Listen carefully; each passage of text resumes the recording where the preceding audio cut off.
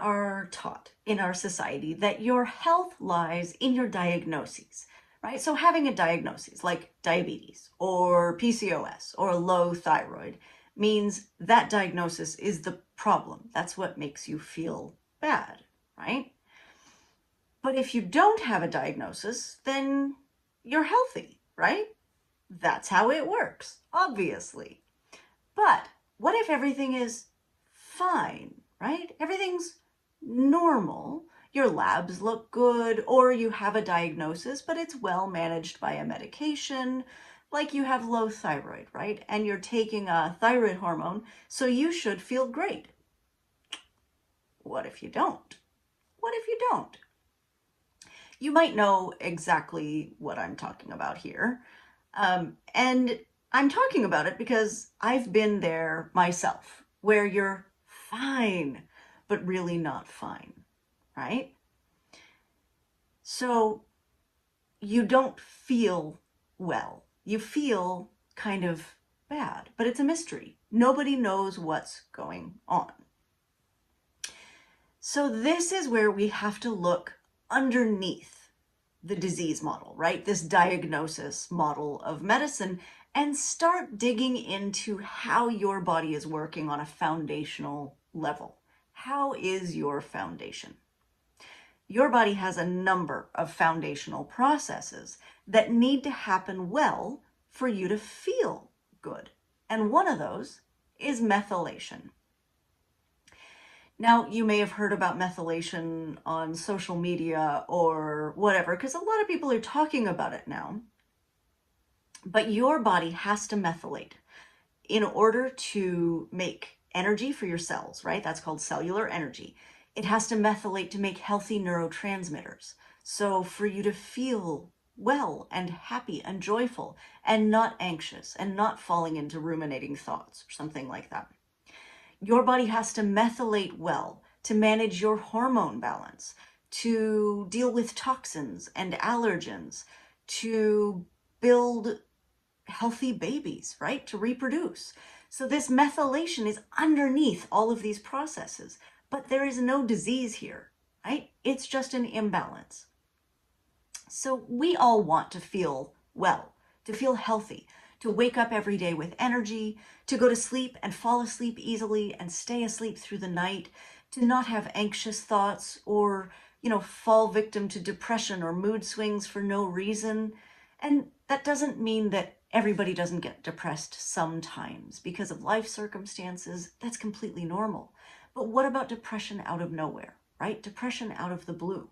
That's neurotransmitters, and that is where methylation comes into play. So I'm talking about all of this because it's important to me. This used to be the story of my life.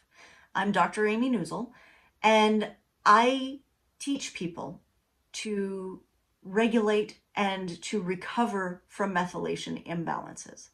These are simple techniques that anyone can use without going to their doctor. It's without a pharmaceutical prescription. This is something you can do for yourself to repair that foundational process. If you're fine, but not fine, like I was, you're fine, right?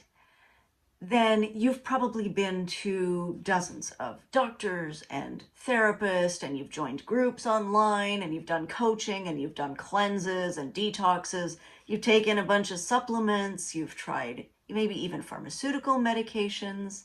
If you're like me, then maybe these didn't work as well as you wanted them to, right? Maybe these didn't get you where you wanted to be in terms of your health. You're still fine, but not fine.